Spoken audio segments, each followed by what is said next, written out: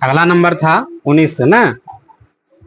19 में पा एक संख्या है, पा एक संख्या है।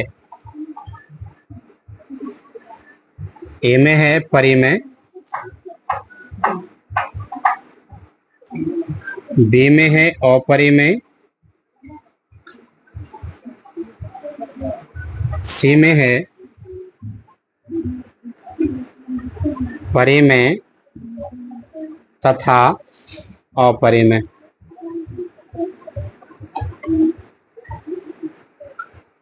और डी में है इनमें से कोई नहीं, इनमें से कोई नहीं। पाए का यदि मान दिया हुआ रहे, जैसे कि 22/7 होता है, 3.14 होते हैं, तो सभी संख्याएं क्या होती हैं? परिमेय संख्या। यदि ओनली पूछे कि पाए क्या होते हैं, तो हम कहेंगे पा एक अपरिमेय संख्या। पाए क्या होते हैं? अपरिमेय संख्या।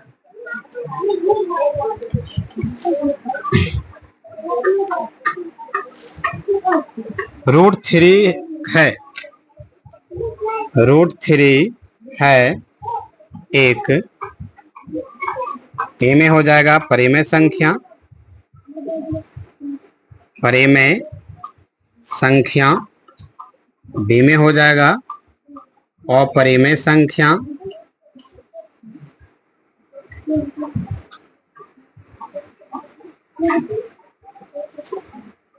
सी में प्राकृत संख्या,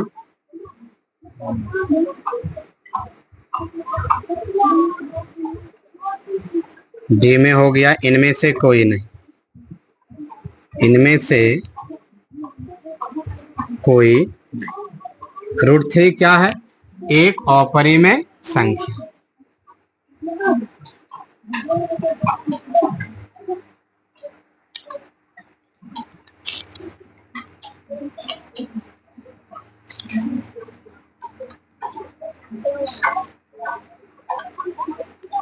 आठ, 16 तथा 48 के मौसा तथा लौसा का अनुपात होगा।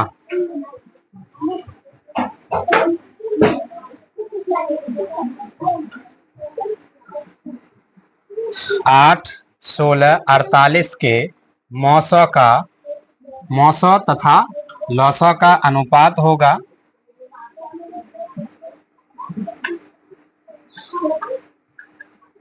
1:8, बी में 8:1, सी में 1:6,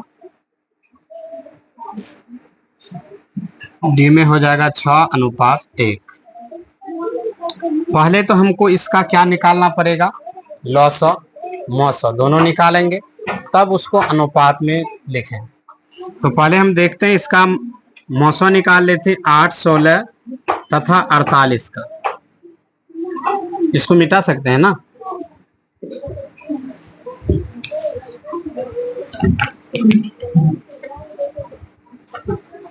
आठ का गुणनखंड करेंगे तो क्या हो जाएगा? 2 गुना 2 गुना 2, 2 दूनी 4 दूनी 8। उसके बाद है 16, 16 को लिखेंगे 2 दूनी 4 दूनी 8 दूनी 16। 48 को लिखेंगे 2 दूनी 4 दूनी 8 दूनी 16 या 48। कोई दिक्कत? इतना हम लिख सकते हैं। इसमें देखते हैं हाईएस्ट कॉमन फैक्टर क्या है, तो मौसा निकाल लेंगे, जिसको कहते हैं HCF बराबर, देखो 2 इसमें भी है, इसमें भी है, इसमें भी, तो 1 2 निकल जाएगा बाहर। फिर इसमें भी देखो 2 है, 2 है, 2, जो तीनों में सेम संख्या उसको बाहर कर लेते। 2 फिर सेम संख्या तीनों में है 2, अब गुना कर देंगे। इसमें 2 है, इसमें भी 2 है, लेकिन इसमें तो नहीं है, इसमें 3 है, इसमें नहीं, इसलिए अब कॉमन नहीं निकलेगा। 2 दूनी 4 दूनी 8। अब निकाल लेंगे एलसीएम। एलसीएम में जो तीनों में कॉमन है उसको बाहर कर लेंगे। 2 गुना 2 गुना 2 तीनों में था, बच गया ये 2, फिर 2, फिर 3। 2 दूनी 4 दूनी 8 दूनी 16 दूना 32, तिया कितना रे, ज्यादा तो नहीं हो रहा ना। ओ सॉरी, यदि दोनों में एलसीएम में क्या होता है, यदि दोनों में रहे उसमें से एक ही ठो लेना है, एक ही ठो लेंगे। ये 3 हो गया, 2 दूनी 4 दूनी 8 दूनी 16 तिया 48। एचसीएफ कितना निकल गया 8, एलसीएम कितना निकल गया 48। अनुपात किसका मांग रहा है, मौसो तथा लौसो का। मौसो को ऊपर में रखेंगे 8/48, काट देंगे अरछा के 48, 1:6। आंसर क्या हो जाएगा 1:6। सी नंबर आंसर हो जाएगा। यदि इसी में हमको पूछे उल्टा दिया जाए तो इतना अंक रहेगा, इसी में पूछ देगा लौसो तथा मौसो का अनुपात क्या होगा, तब हम अंक यहाँ क्या करेंगे उलट देंगे। तो पहले 48 ऊपर में रखेंगे, तब 8 नीचे में रखेंगे, भागा देंगे तो इसका अनुपात हो जाएगा कितना 6:1 हो जाएगा। कभी कभी ऐसा में पूछ देता है, जैसे कि 8 है यहाँ, 8, 16 तथा 48 के मौसो तथा लौसो के अंतर लिखे। अंतर मतलब घटा, अंतर लिखना। कभी योग दे देता, कभी मल्टीप्लाई दे देता, कभी भाग दे देगा। तो इसमें घबराना नहीं है, क्या करना है, यदि योग पूछेगा तो दोनों को क्या करना है जोड़ देना है। यदि पूछ दे, मिटा दें इसको ना, पहले मिटाते हैं, ठीक, इसको मिटा लेते हैं। ध्यान से देखो, ये 5 सवाल इसी में से निकलेगा। कहेगा अंतर लिखे, मौसो सॉरी लौसो तथा मौसो का अंतर लिखे। मौसो तथा लौसो तथा मौसो का अंतर लिखे, तो जो सबसे बड़ी संख्या उसको पहले लिख देना। 48 है, 8 है, तो अंतर कितना हो जाएगा 40। यदि योग पूछ दिया, कहेगा कि योग प्राप्त करें, योग मतलब जोड़, तो फिर क्या करेंगे 48 में 8 जोड़ देंगे, कितना हो जाएगा 56। यदि गुणनफल पूछेगा तो गुना कर देना है, क्या, यदि गुणनफल पूछेगा तो क्या कर देना है गुना कर देना। तो ऐसा टॉपिक्स में रहता है, कभी कभी ये सवाल पूछ देता है कि हम पूछे कि अनुपात क्या होगा, तो भागा दे देना है, भागा दे देना। ये हमेशा याद रखना, पहले लौसो लिख रहा है या मौसो लिख रहा है। यदि पहले लौसो रहेगा तो लौसो को ऊपर में लिखना है, मौसो रहेगा तो नीचे में मौसो लिखना है। यदि मौसो पूछ दिया तो ऊपर में क्या रखना है, ऊपर में मौसो ही रखना है और लौसो नीचे। जो बाद में पूछेगा उसको नीचे करना है, जो पहले पूछेगा उसको ऊपर में। अंतर में जो सबसे बड़ी संख्या रहेगा उसको पहले लिखना है, जो सबसे छोटी संख्या रहेगा तो उसको बाद में लिखना है। योग में तो कोई दिक्कत ही नहीं, किधरों से जोड़ दो चलेगा। गुना में भी कोई दिक्कत नहीं, भागा में भी दिक्कत है तो छोटी संख्या से बड़ी संख्या में भागा दे। हो गया, मिटा दें इसको।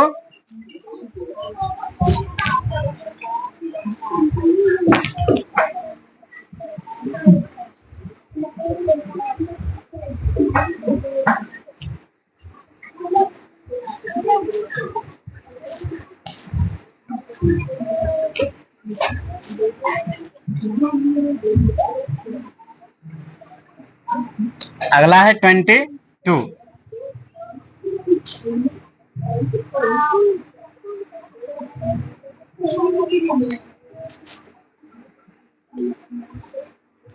किसी धनात्मक पूर्णांक, किसी धनात्मक पूर्णांक a के लिए, किसी धनात्मक पूर्णांक a के लिए प्रत्येक संपूर्णांक, प्रत्येक संपूर्णांक, प्रत्येक संपूर्णांक का रूप होगा, प्रत्येक संपूर्णांक का रूप होगा।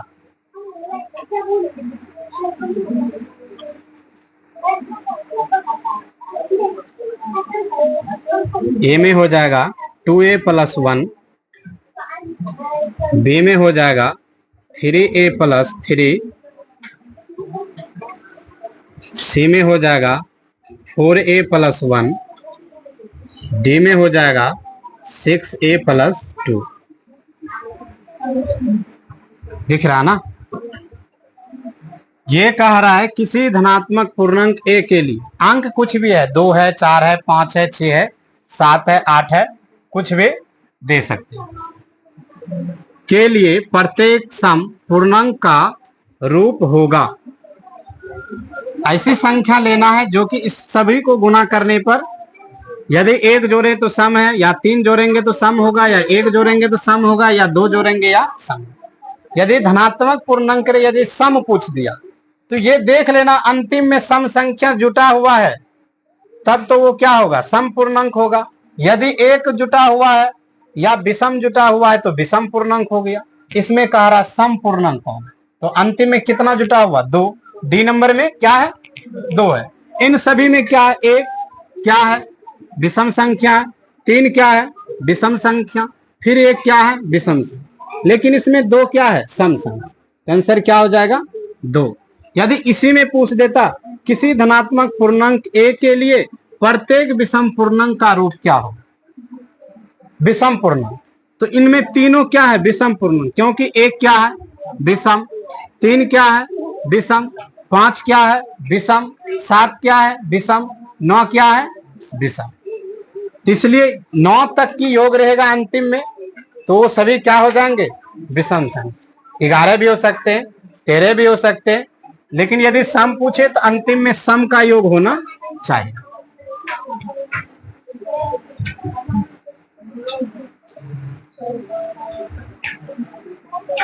अगला क्वेश्चन है, एक आदमी 12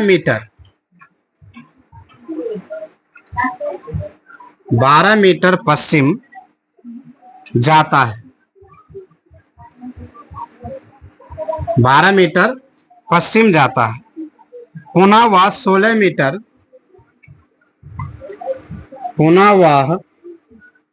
16 मीटर दक्षिण जाता है।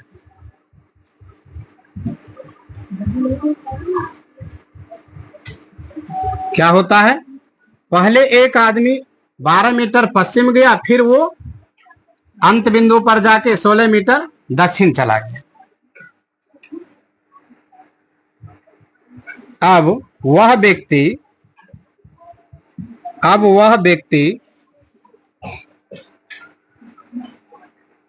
अपने प्रारंभिक बिंदु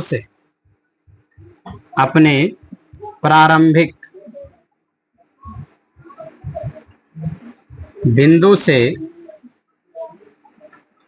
कितनी दूरी पर है,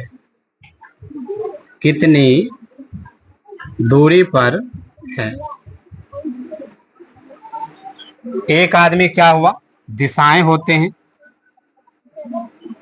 ठीक है ना। ये मान लो क्या है, पूरब है, ये पश्चिम हो गया, इसको उत्तर मान लो, नीचे दक्षिण हो गया। लेकिन पूरब इधर होना चाहिए, पश्चिम इधर, चलो हटाओ, इधर हम पूरब मान लिए, इधर पश्चिम, इधर उत्तर, नीचे दक्षिण। ये कहा क्या रहा है क्वेश्चन, 12 मीटर पश्चिम गया, ये मूल बिंदु है, आदमी यहां खड़ा था पहले, 12 मीटर कहां चला गया, पश्चिम, यहां आ गया, मान लो यहां 12 मीटर है, पुनः वह 16 मीटर दक्षिण चला जाता, नीचे चला गया, ये यहां आ गया इस बिंदु पर। कहता है अब वो व्यक्ति प्रारंभिक बिंदु से यहां कितनी दूरी पर है, यानी यहां से यहां की दूरी क्या है। जब ये होगा तो लंब होगा कितना, 90 डिग्री, इसको 12 मीटर मान लो, इसको 16 मीटर ना, तो 90 डिग्री, तो ये क्या हो गया, कर्ण हो गया।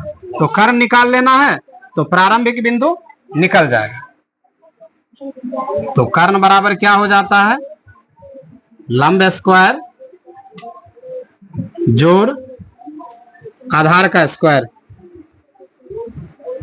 आधार का स्क्वायर का क्या, रूट अंडर, कितना है लंब 12 स्क्वायर जोड़ 16 का स्क्वायर, रूट अंडर कर दो, कितना बराबर 44 से, जोड़ 16 256, रूट अंडर कर दो, जोड़ दो कितना 400, 400 का वर्गमूल क्या हो गया 20 मीटर। तो यहाँ क्या हो जाएगा 20 मीटर। अब वो व्यक्ति कहां से है 20 मीटर पे। यदि ऑप्शन मेरे एक 28 मीटर, बी में रहेगा 4 मीटर, सी में रहेगा 20 मीटर, डी में रहेगा 26 मीटर, तो क्या हो जाएगा रे 20 मीटर। यदि पूरब पश्चिम किधरों है ये नहीं देखना कि ये कह क्या रहा, ऐसा यदि सवाल आया तो दोनों का स्क्वायर करो, जोड़ो और वर्गमूल निकाल लो। क्या करना है जोड़ देना है, वर्गमूल निकाल देना, इसका वर्ग करके यानी 12 गुना 12 करना है। जो संख्या दिया है 16 है तो 16 गुना 16 कर दिए, दोनों को जोड़ के वर्गमूल निकाल। वो प्रारंभिक बिंदु से निकल गया, यहाँ की दूरी मिटा दें।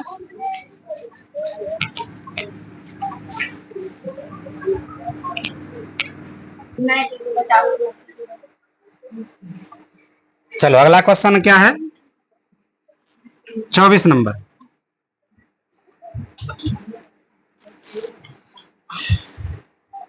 2 पर पावर 3 मल्टीप्लाई 3 पे पावर 2 मल्टीप्लाई 5 पावर 2 तथा 2 पर पावर 2 मल्टीप्लाई 3 पर पावर 5 मल्टीप्लाई 6 का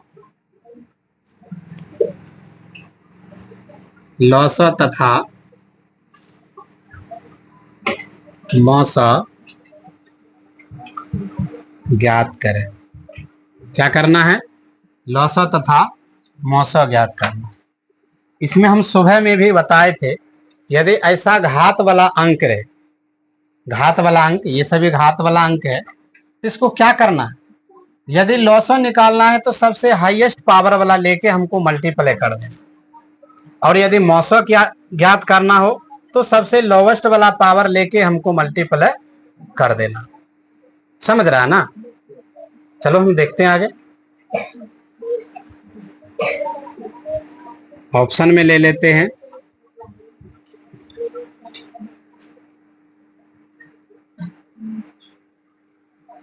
2,91,600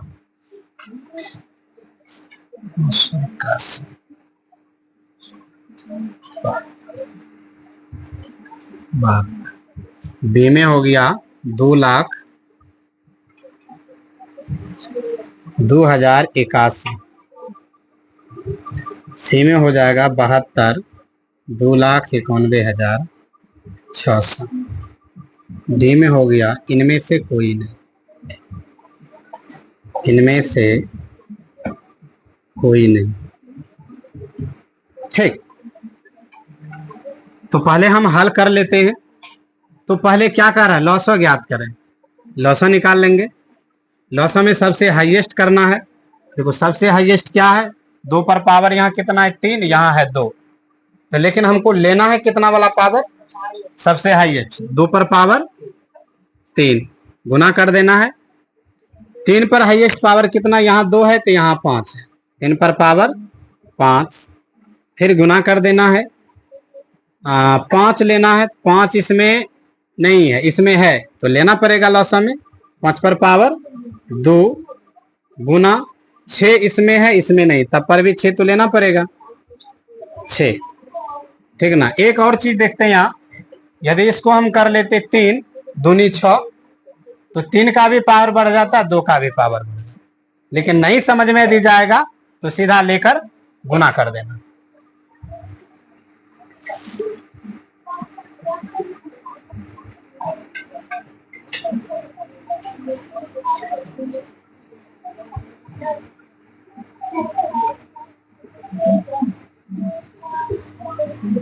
ऐसा नहीं बनेगा, मिस हो गया। पावर इसको बढ़ा देना है, 6 है तो 3 गुना 6 करेंगे, या इसको 6 को लिख सकते हैं 3 गुना 2, यानी 2 पर पावर कितना लेना है, 3 ले लो और 3 पर पावर 6 ले लेना।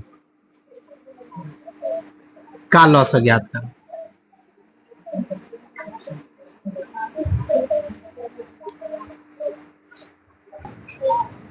चलो हम कॉमन ले लेते हैं। 2 पर पावर 3 लिए, सबसे हाईएस्ट पावर था 2 पर पावर 3, 3 ले लिए।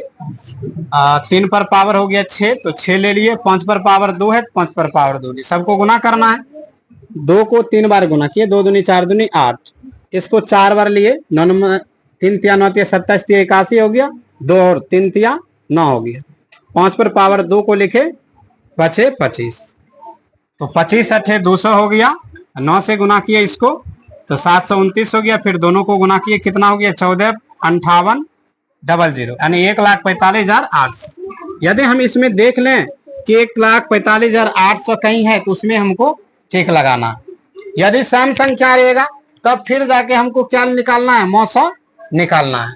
तो लेकिन सम संख्या एक ही अंक मिल रहा है, इसका मतलब 72 होगा क्या, मौसा। तो मौसा निकालने की जरूरत नहीं है, तुरंत टिक लगा देना। कितना में, 1,45,800 और 72, मौसा क्या हो जाएगा, 72। मिटा दें।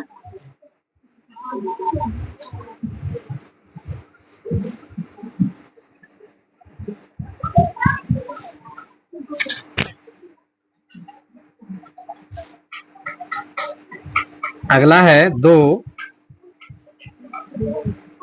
परिमेय संख्या के बीच कितनी अपरिमेय संख्या होती है। 2 परिमेय संख्या के बीच कितनी अपरिमेय संख्या होती है। किसी भी संख्या के बीच अनंत परिमेय और अनंत अपरिमेय संख्या होती है, ये हमेशा याद रखना। किसी भी संख्या के बीच, 1 2 के बीच कितनी परिमेय संख्या, कहेंगे अनंत। कितनी अपरिमेय संख्या, अनंत।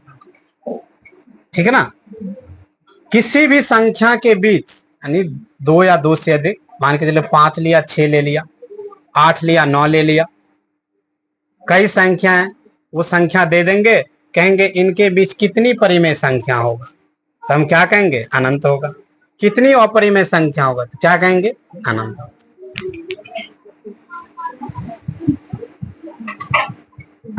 अनंत 10, सी में हो जाएगा 5, डी में हो गया इनमें कोई नहीं, इनमें कोई नहीं, तो क्या हो जाएंगे, अनंत। ये सारा क्वेश्चन जो हम दिखाएं रियल नंबर का, लेसन नंबर 1 का सारा ऑब्जेक्टिव था। इसी ऑब्जेक्टिव में से तुम्हारा क्वेश्चन रहेगा। जो बच्चा इसको अच्छा से तैयारी करके जाएगा, पक्का एक भी रियल नंबर से क्वेश्चन नहीं छूटेगा। दिखा दिए, वीडियो डाउनलोड करके या वीडियो देख लेना। यदि नहीं समझ में जाए तो फिर आके क्लास में पूछ सकते हो। ठीक।